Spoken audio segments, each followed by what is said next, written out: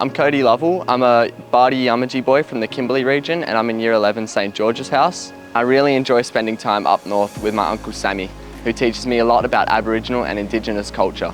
I think that the intention of this piece is to engage the wider community and the public with the elders and the Indigenous communities that are scattered around Australia, especially within the Perth region.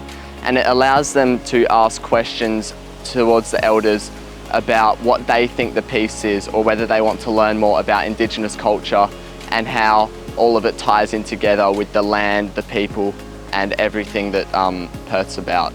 I feel that learning and experiencing the sculpture with Whadjuk Noongar people on Whadjuk Noongar land allows me to closely relate myself to the people and land of this region that I currently live on.